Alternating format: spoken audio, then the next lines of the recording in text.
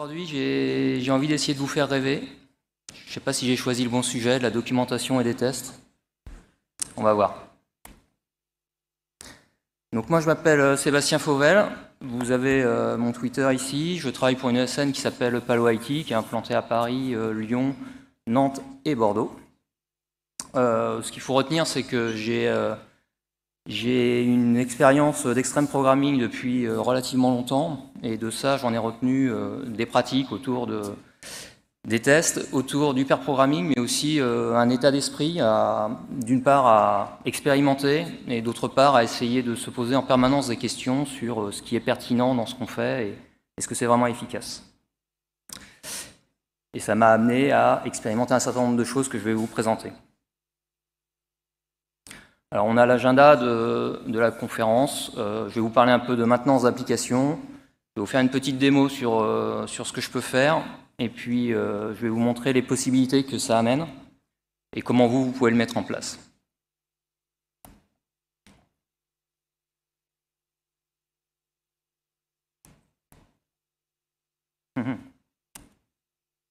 Ok. Donc, dans mon travail, donc je vous ai dit, je suis développeur, et je suis souvent amené à travailler sur des applications qui ressemblent à ce genre de choses. Donc des applications qui sont là depuis un certain temps, qui ont été développées par des générations passées. Ces applications, elles ont un vécu, elles ne sont pas toujours très adaptées à ce qu'on veut faire, ne correspondent pas toujours à nos besoins. Il y a un certain nombre de difficultés inhérentes à tout ça. Mais ces applications, c'est le fruit d'un travail quand même assez conséquent. Ce sont des œuvres par elles-mêmes. Et surtout, ces applications, c'est elles qui forment le cœur de votre métier, c'est elles qui font gagner de l'argent à vos entreprises. Et donc, il faut en prendre soin, et on ne peut pas passer outre. Par contre, ces applications, avec leur vécu, elles amènent un certain lot de difficultés. Notamment, c'est généralement des masses de code assez compliquées à appréhender. Il y a une vision un peu générale à voir, et puis il y a tout un tas de petits détails, des pièces où on ne sait plus trop à quoi elles servent. Il y a un historique qui est parfois difficile à identifier. Et donc pour s'y retrouver à travers tout ça, on a un besoin qui est un besoin de documentation pour savoir ce que fait l'application, pourquoi ça a été fait comme ça, et comment on peut réussir à la faire évoluer sans tout casser. La difficulté, c'est que la documentation, il arrive qu'il y en ait assez peu dans vos applications, dans vos entreprises. Et donc ça, c'est un problème récurrent. Mais heureusement, ce n'est pas le lot de toutes les boîtes. Souvent, on a de la documentation. On en a même pléthore. Il y en a un peu partout, des quantités assez astronomiques qui vont se retrouver soit dans le code, soit dans un Confluent, soit dans un Jira, soit dans des documents Word. Et ça, c'est très bien parce qu'on a énormément d'informations à disposition. C'est parfois un peu difficile de s'y retrouver, mais on y travaille. Par contre, pour produire cette documentation-là, c'est un travail qui est assez astronomique. C'est un travail du quotidien sur lequel il faut en permanence revenir, puisque la documentation, elle évolue avec votre logiciel, et aujourd'hui, on ne fait plus vraiment des logiciels comme autrefois, on fait des logiciels de façon plutôt itérative, sous un format plutôt agile, et donc la documentation, elle doit être revue en même temps que votre code en permanence. Et donc c'est un travail énorme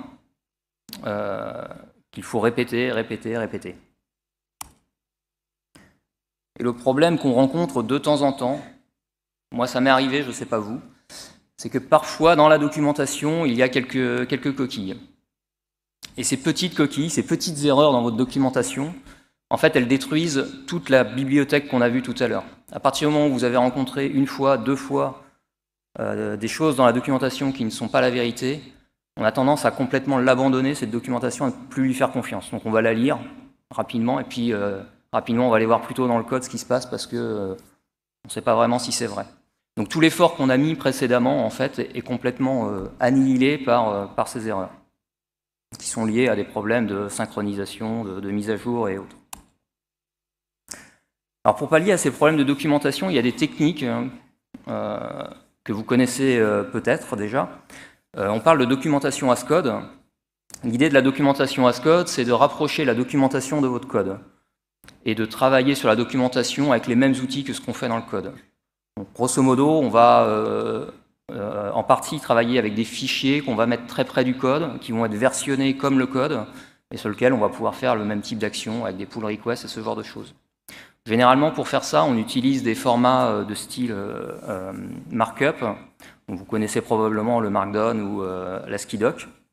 Donc, c'est un langage texte sur lequel, avec quelques petites balises, on va réussir à faire du formatage pour faire des choses jolies. Donc ici, on a un exemple d'un petit fichier texte, et puis en mettant juste des petits astérix, on arrive à avoir une liste à puces. Voilà, donc c'est très proche du texte, mais en même temps, c'est un rendu visuel qui est beaucoup plus agréable. Donc la documentation as code, ça permet d'avoir votre code d'un côté, et la documentation qui est très très près de votre code, et donc c'est un petit peu plus simple à maintenir et à garder des versions cohérentes entre ces deux aspects-là. Une autre technique qui vient avec ça, c'est ce qu'on appelle la living documentation. Donc la living documentation, l'idée c'est de se dire que vous avez une grande partie de votre documentation qui est dans votre code.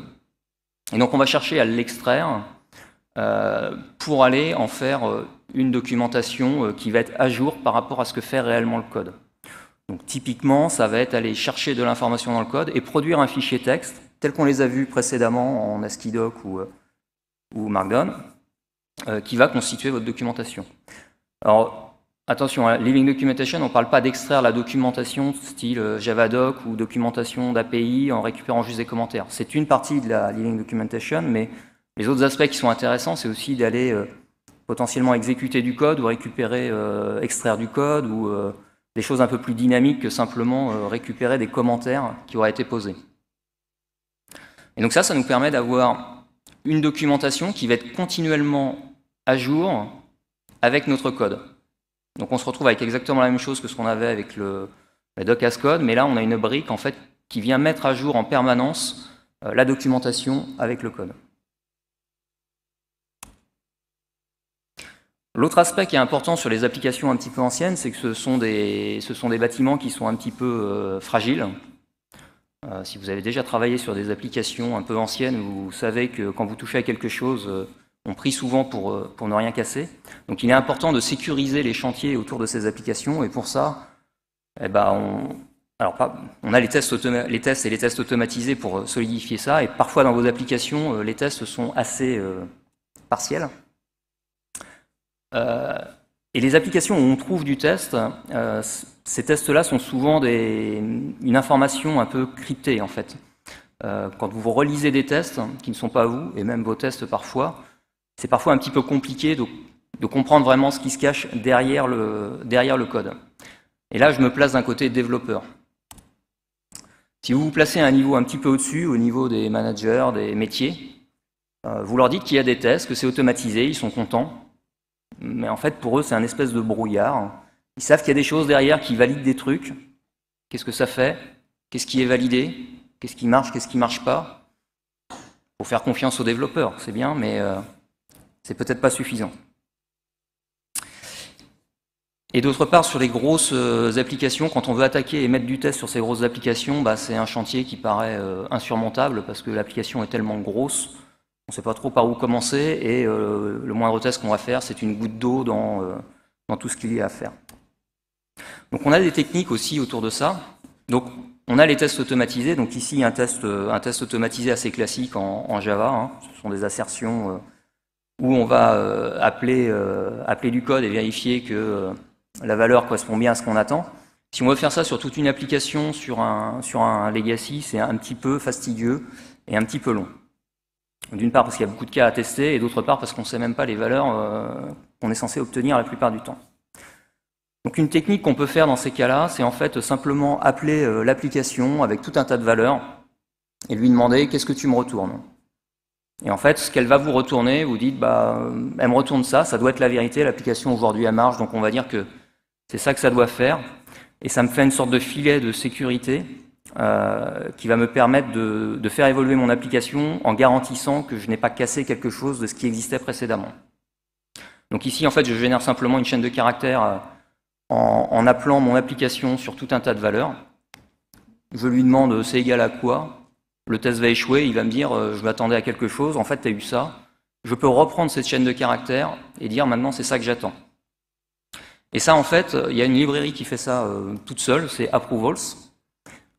En fait on lui passe simplement la chaîne de caractères que l'on a générée en utilisant notre application et on lui dit de vérifier cette chaîne de caractères et la librairie va aller vérifier cette chaîne par rapport à un fichier qui est stocké sur le disque. Donc on n'a même pas besoin d'avoir la chaîne de valeurs qui est attendue ici. La chaîne, elle est en fait stockée dans un fichier et on va comparer que ce fichier est égal à la chaîne de caractères qu'on a produite. Et donc si jamais il y a un écart, on va avoir un fichier qui va nous dire on attendait le fichier initial et en fait on a eu ce résultat-là et on peut comparer ces valeurs. Donc avec Approvals, en fait, on va avoir notre code, nos tests, qui vont générer des fichiers, en fait, et qui vont assurer la non-régression.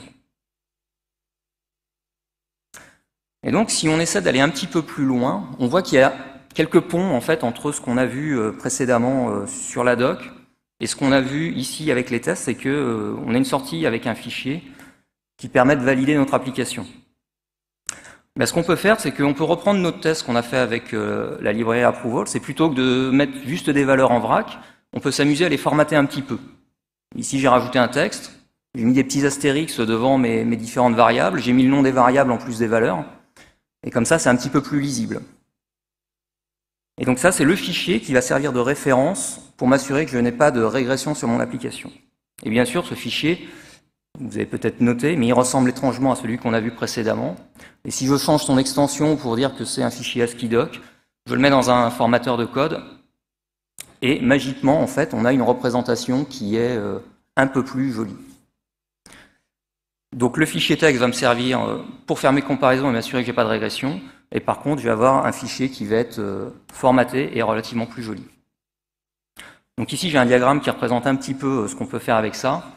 Donc on a notre code, on a notre brique de test ou de génération finalement de documentation qui va générer le fichier et vérifier qu'il n'y a pas de régression. Et potentiellement, ce fichier, on peut en faire un rendu, PDF, HTML ou ce que vous voulez, pour des utilisateurs finaux. Donc, je vais vous faire une petite démo de ce que ça peut donner dans notre IDE quand on travaille avec ça. Donc ici, j'ai une petite classe de test, de mapping assez standard avec une première approche. Donc là, j'utilise une petite extension Approvals où j'ai développé des petits utilitaires pour simplifier les choses. Mais grosso modo, ça fait la même chose que ce qu'on a vu avec Approvals. Ici, je vais simplement lui dire d'aller écrire une chaîne de caractères pour m'assurer que c'est la documentation que j'attends. Donc, en termes de documentation, je lui ai mis ma valeur initiale que je veux tester et je lui ai mis le résultat de la méthode que je suis en train de tester. Donc, je peux exécuter ce code-là. La première fois qu'on va l'exécuter, donc quand on démarre ces tests-là, le test va échouer s'il veut se lancer. Il rebuild le tout. La première fois, le test va échouer puisque je n'ai pas de fichier de référence initialement. Donc je vais avoir deux fichiers qui sont générés ici. Voilà, c'est pas ce que je voulais faire.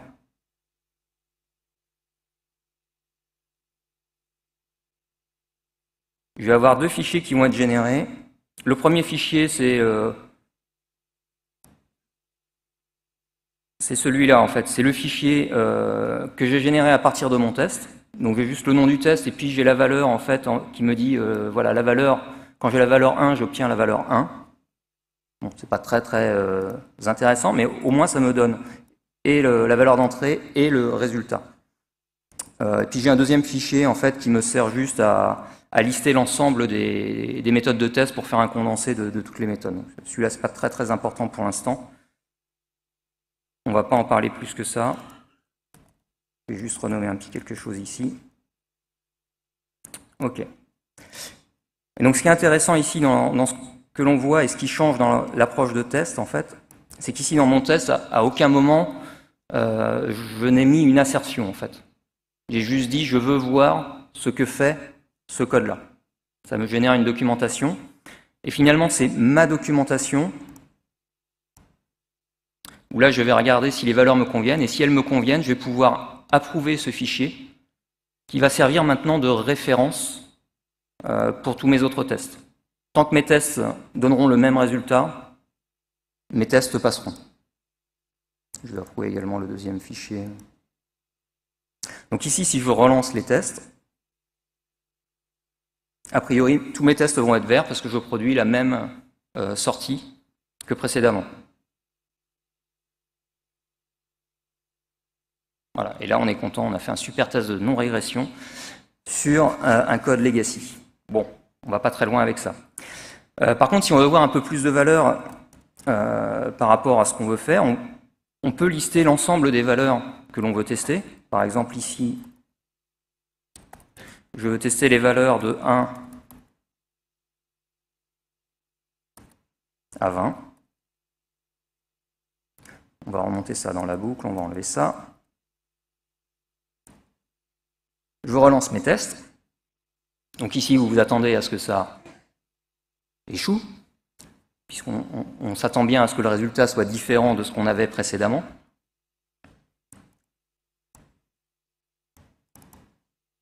Voilà, donc ici, on a le fichier, alors je ne vais peut-être pas très bien montrer tout à l'heure, mais on a un fichier qui s'appelle received, c'est le fichier qui a été reçu et qui est différent du fichier approved. C'est pour ça qu'il me stocke ce fichier-là, pour me dire, bah voilà, les deux sont différents, il y a un problème. Donc on peut faire une comparaison entre ces deux fichiers-là. Bon, on sait bien ce qu'il y a de différent, il n'y a pas de souci. Et donc ça, c'est très intéressant parce qu'en fait, ici, j'ai très rapidement en fait, tout un tas de cas de mon code qui est représenté dans un seul document. Ça, ce qui est bien, c'est que je peux aller le présenter à mes métiers. Alors après, les métiers, c'est un petit peu compliqué pour eux d'aller lire ça, donc on va formater un tout petit peu ce code-là pour que ce soit un peu plus lisible. Ici, je mets juste quelques balises de la syntaxe ASCII-doc pour faire un tableau. Donc c'est des choses qui sont assez basiques. Ici, je l'ai fait directement dans le code pour vous montrer qu'il n'y a pas grand chose à faire pour formater les choses de façon assez simple, mais on peut s'amuser à faire des petits formateurs pour éviter d'avoir ça qui traîne dans nos fichiers de test. Et donc ici, en fait, j'ai repris l'ensemble de mes valeurs. C'est juste que le résultat que l'on voit à droite, ici, est représenté sous forme de tableau. Et donc c'est un peu plus sympa pour aller présenter les choses à mon métier. Donc nous, c'est ce qu'on fait généralement. On essaie de présenter de l'information comme ça. On va voir les métiers, puis on leur demande est-ce que ça vous convient, est-ce que c'est ce que vous voulez. Ici, pour les puristes de FizzBuzz, vous aurez remarqué qu'il y a un bug. Les gens du métier avertis ont remarqué que la valeur 15 est divisible par 3 et par 5, ce qui est une règle du FizzBuzz, et on devrait afficher FizzBuzz et non pas Fizz. Là, je suis toujours dans mon fichier qui n'est pas approuvé. Je vais voir mon métier, je lui montre ça, il me dit non, je suis pas d'accord. Ici, moi, je m'attends à avoir FizzBuzz dans ce cas-là. Et ici, on peut manipuler directement le fichier ASCII-doc, c'est du fichier texte qui est relativement simple. On voit le rendu à côté. Et donc là, mon métier, il est content. On peut approuver le fichier. Et une fois ce fichier approuvé, il va servir de non-régression. Et finalement, ça va être notre test qu'il va falloir qu'on arrive à faire passer dans notre code. Donc ici, le test échoue. On s'y attendait. Je peux aller voir la différence avec le fichier de référence. Ce qui fait que quand on a un test qui échoue, on voit assez facilement les cas qui posent problème. Et donc à partir de là, je vais pouvoir aller voir le code de production de mon FizzBuzz. Pour l'anecdote, c'est que je me suis amusé à le réécrire hier et en fait j'ai introduit le bug par erreur. Je remonte tout simplement la règle qui permet de valider que c'est un FizzBuzz quand c'est multiple de 3 et de 5. Je relance mes tests. Et normalement, tout doit passer.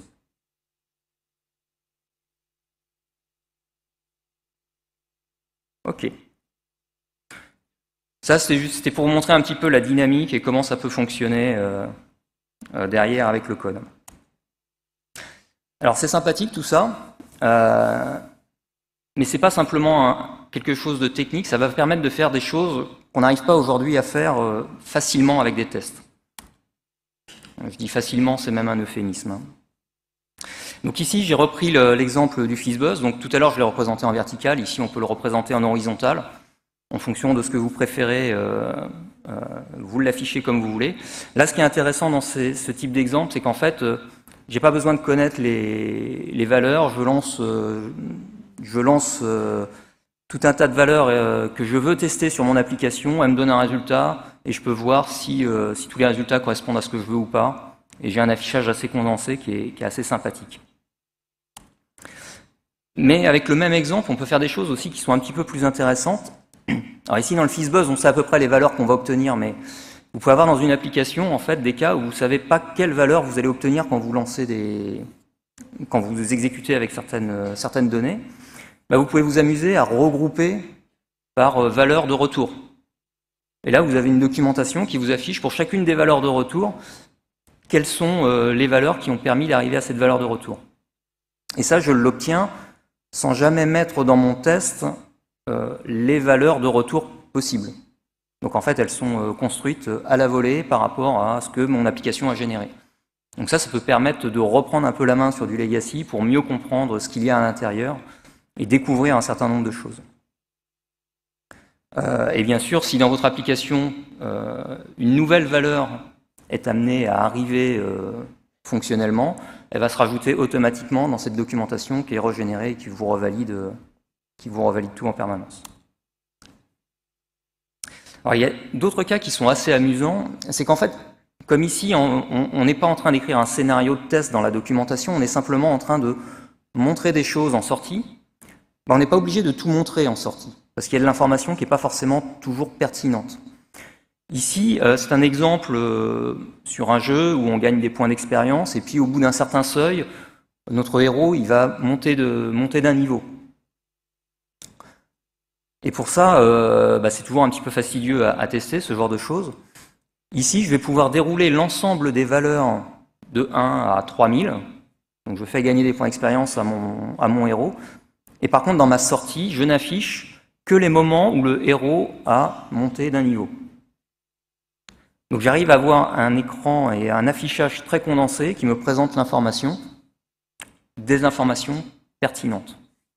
Et je n'ai pas besoin de coder en dur et de savoir quelles sont les valeurs attendues avant de lancer ce test-là. Je peux le lancer, avoir le résultat, en discuter avec mon client, voir ce qu'il en pense et voir si ça correspond à ce qu'il veut.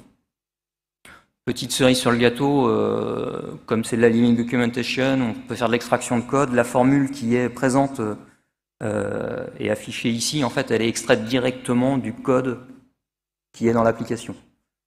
J'ai extrait la partie de code et puis avec un petit peu de formatage pour remplacer 2-3 petites choses sur comment c'est écrit en Java pour transformer comment l'écrire en ASCII-Doc, on arrive à avoir un affichage de ce type-là.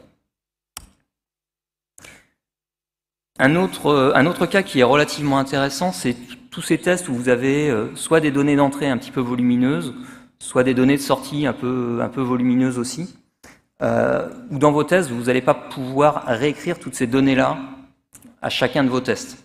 Donc généralement, soit on a une méthode ou une classe d'initialisation à côté, soit on a un fichier de référence quelque part. Mais quand vous lisez votre test en tant que développeur, vous n'avez pas accès facilement à ces informations-là. Quand je dis facilement, c'est que vous ne l'avez pas sous les yeux. En général, ce n'est pas trop compliqué d'aller la chercher, mais ça oblige de naviguer entre plusieurs fichiers, c'est toujours un petit peu fastidieux. Ici, ce qui est intéressant, c'est que vous pouvez très bien avoir dans votre test une référence à un fichier, mais par contre, dans le rendu final, plutôt que de n'afficher que la référence, vous pouvez afficher le contenu du fichier. Vous pouvez afficher son contenu, vous pouvez afficher une partie du contenu, vous pouvez mettre un lien vers un contenu en fonction de comment cela vous arrange. Vous pouvez même avoir des zones repliables pour avoir un formatage avec une page qui est relativement petite, mais vous pouvez déplier quelque chose pour avoir plus d'informations sur telle ou telle information. Donc là, typiquement, on a un fichier JSON avec des données d'entrée. Vous n'allez pas répéter ça dans tous vos tests.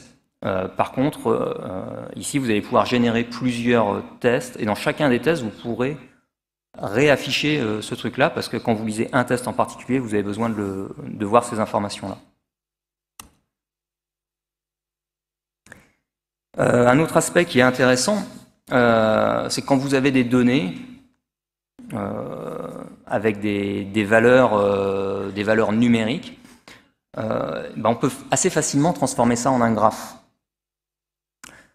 Et c'est l'un des premiers cas, en fait, moi, qui m'a conforté dans cette approche-là. Ici, on est sur le kata du Guild Hydros, pour ceux qui connaissent. C'est un kata de refactoring où on a des items où les valeurs évoluent avec le temps.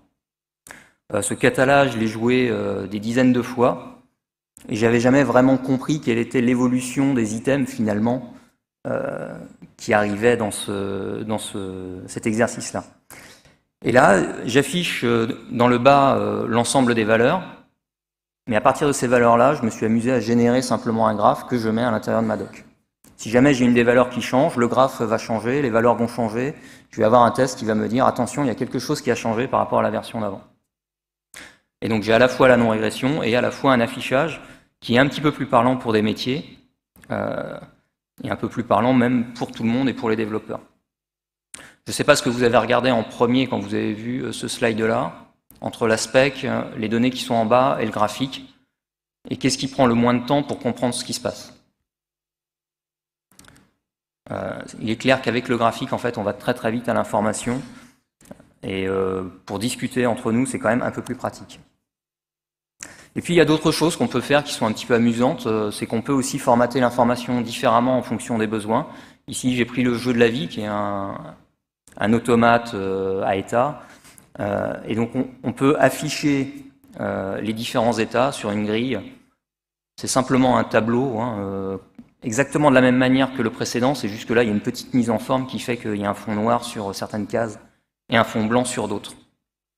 Et donc, en fonction de vos besoins, vous pouvez afficher des tableaux comme ça. Alors, ça peut être des tableaux, ça peut être pour afficher, je sais pas, des zones de temps l'une par rapport à l'autre, ou tout un tas de choses comme ça. Des informations qui ont besoin d'un visuel un petit peu différent, qui peut aider vraiment à comprendre les scénarios métiers.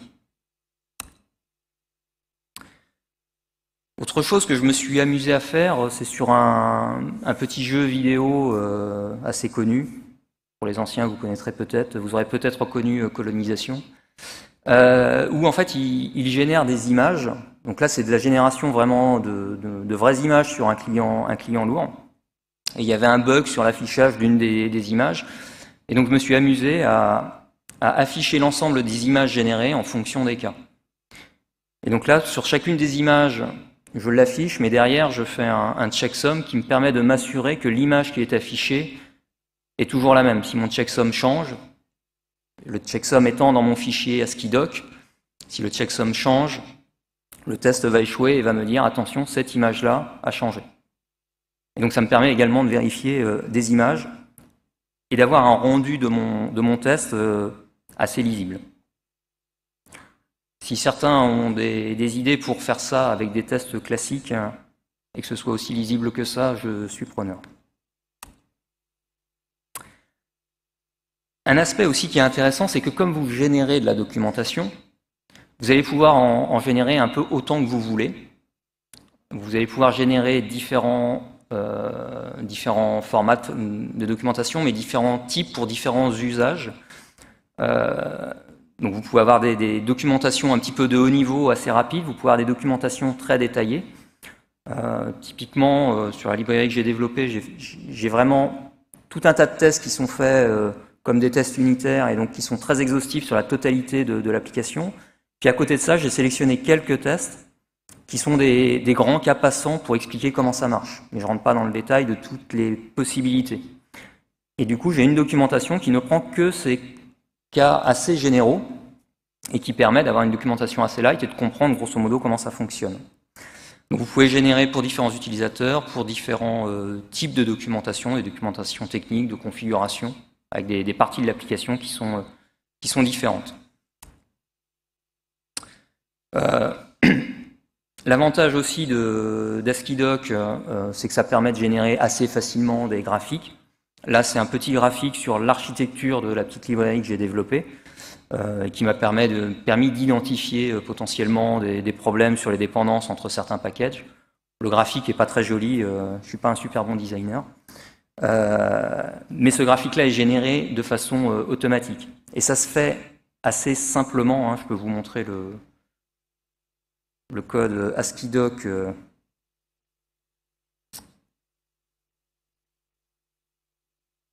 Hop, on va grossir un peu parce que c'est un peu petit. Donc là, j'ai toute une partie qui est du formatage pour les couleurs, et en fait, le graphique, il est ici, hein. Donc c'est juste un nom de package qui va vers un nom de package, et ça me génère tout le graphique comme ça. Donc c'est quelque chose qui n'est pas très très compliqué techniquement. Après, le plus compliqué, c'est d'extraire l'information de votre code source. Donc il y a des librairies qui peuvent aider à ça, et ainsi de suite. J'avais fait une présentation il y a quelques temps où en fait j'avais fait aussi un graphique comme ça, et en générant le graphique, je me suis rendu compte que j'avais une dépendance qui n'allait pas où il fallait, parce que j'avais laissé quelque chose traîner dans mon code. Et donc ça m'avait permis de corriger ces choses-là. Un autre aspect qu'on peut amener, c'est qu'on peut aussi assez facilement extraire du code de nos tests ou de notre code source. Donc ici, la partie qui est en haut du slide, c'est la partie de code qui a permis de générer les deux autres blocs qui sont en dessous. Donc c'est le code qui est utilisé dans mon test pour produire les deux parties qui sont en dessous. Donc les parties qui sont en dessous, c'est la classe de laquelle je veux extraire quelque chose, et la partie à droite, c'est le résultat de l'extraction de la classe de la méthode imbriquée. Et donc si vous avez besoin de documenter des librairies ou des choses comme ça, vous pouvez très bien, assez facilement, extraire des exemples de code que vous réinjectez dans votre documentation. Alors maintenant, si vous voulez mettre ça en place, en fait, ce qui est amusant, c'est que c'est quelque chose qui est extrêmement simple à faire. Vous pouvez très bien vous amuser aujourd'hui à prendre n'importe quelle classe de test et puis à ajouter des traces finalement pour générer quelque chose dans un fichier, et vous aurez déjà un fichier de sortie qui peut faire office de documentation pour peu que vous formatiez un tout petit peu les choses. Vous pouvez le faire sur n'importe quel langage, à partir du moment où votre langage est capable d'écrire dans un fichier, mais c'est vrai pour pas mal de langages, j'ose espérer. Après, c'est juste la partie validation, où là, vous n'allez pas pouvoir valider avec potentiellement votre framework de test, mais vous pouvez très bien valider ça simplement avec votre gestionnaire de code source. À partir du moment où le fichier a été modifié, et votre gestionnaire de code source est capable de vous le lire, vous pouvez considérer qu'il y a eu une régression, ou au moins il y a quelque chose que vous devez revalider pour vérifier que le nouveau comportement est bien celui que vous attendez. Donc vous pouvez le faire avec n'importe quoi, sans utiliser de framework, sans casser tout ce que vous avez, et inclure ça dans votre code. Si vous voulez aller un petit peu plus loin, vous pouvez utiliser la librairie Approvals qui vous permet de générer les fichiers et de vérifier par rapport à un fichier que la référence et le fichier approuvé sont bien équivalents. La librairie Approvals, l'intérêt, c'est qu'elle est disponible sur pas mal de langages. Donc, allez-y, utilisez-la. Vous pouvez très bien redévelopper également une petite partie de ce que fait Approvals, c'est relativement simple.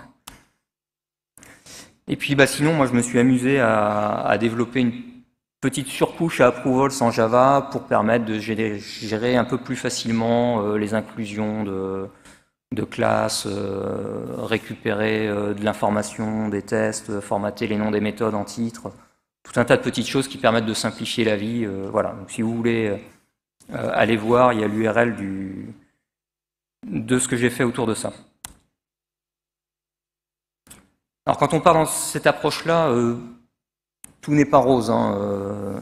Ça paraît simple, et ça l'est finalement, mais on est confronté à d'autres problématiques. On est confronté à la problématique d'organiser la documentation, parce que du coup, on n'est plus à écrire simplement des tests, il faut qu'on arrive à générer quelque chose qui soit utilisable par les uns et les autres et qu'on arrive à s'y retrouver. Donc ça demande à organiser la documentation et pas forcément de l'organiser comme on organise nos tests habituellement. Donc, ça peut être une organisation un peu plus fonctionnelle, donc peut-être un découpage des tests plus fonctionnel que technique, comme c'est souvent le cas.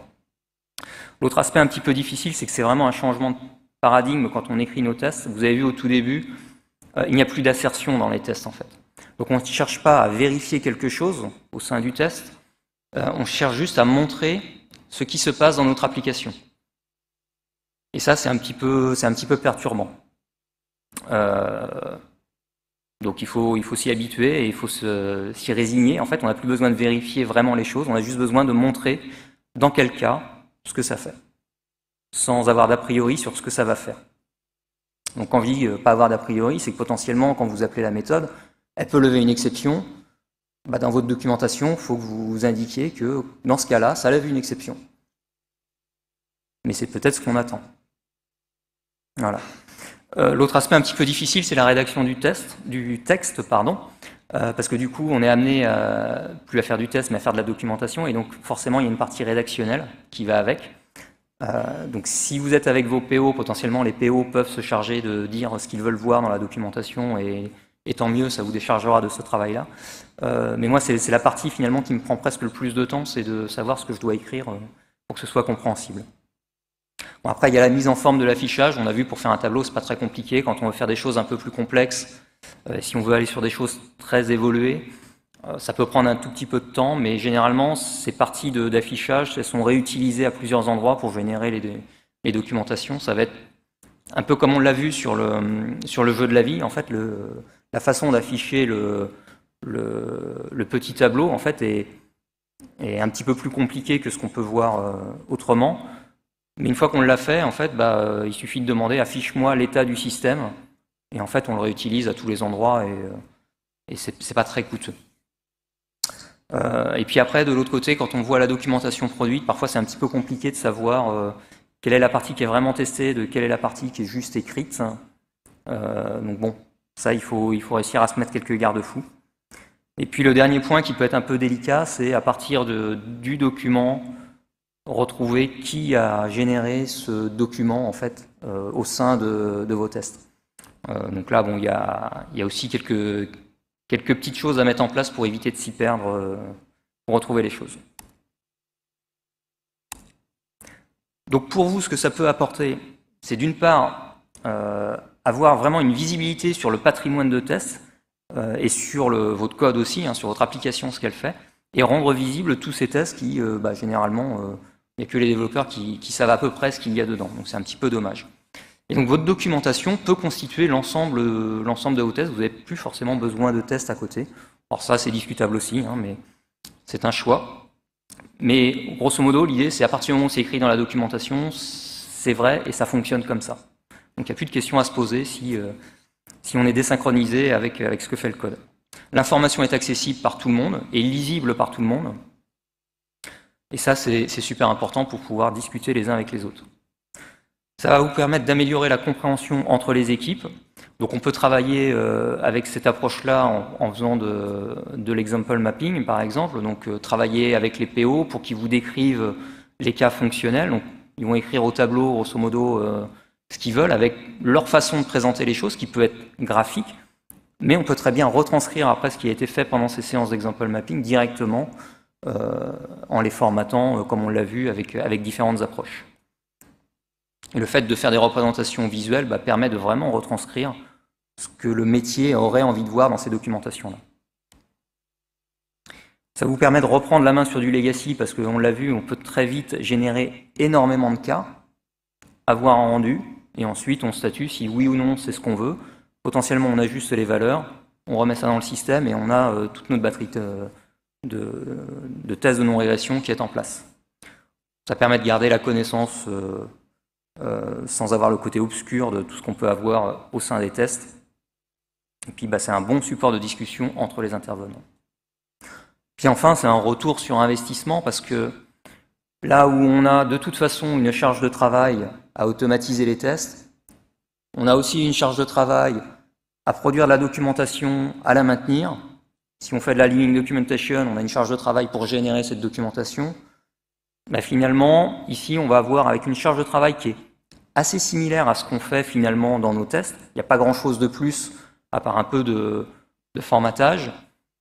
On va réussir à avoir et la non-régression et la documentation.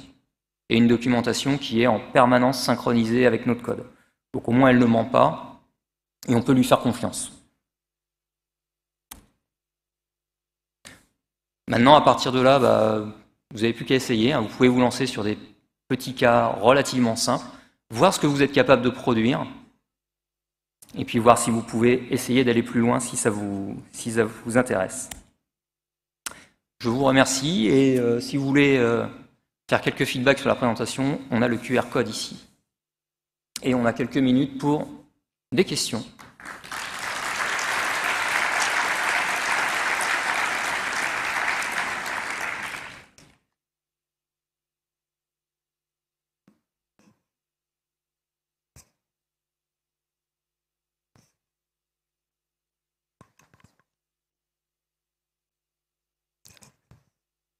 Allô? Est-ce que ce serait possible de voir à quoi ça peut ressembler sur un gros projet, sur des tests complexes? De ce que j'ai compris, c'est particulièrement adapté à des tests de petits composants de fonctions. Est-ce que ça peut être adapté à des plus gros tests, end-to-end par exemple, ou sur de plus gros projets? Alors, je ne vais pas avoir d'exemple sur des gros projets, parce que pour l'instant, je n'ai pas mis en place cette approche-là sur des très gros projets. On a commencé à générer sur des gros projets de la documentation par rapport à certains cas de test. La librairie que j'ai développée en Java, la petite librairie, je l'ai développée uniquement avec cette approche-là. Donc j'ai aucun test avec des assertions dans mes codes de test, tout est fait de cette manière-là. D'ailleurs, on peut peut-être voir la...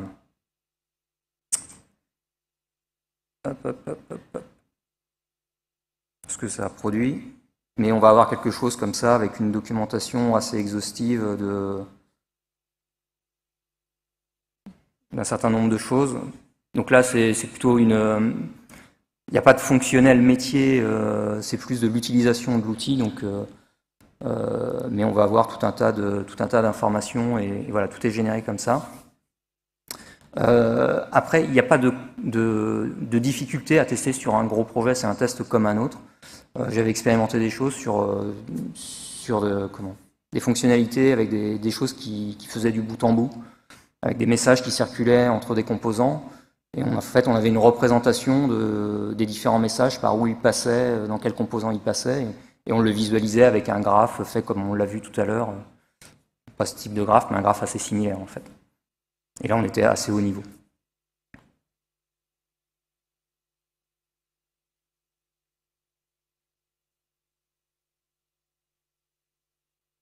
C'est bon.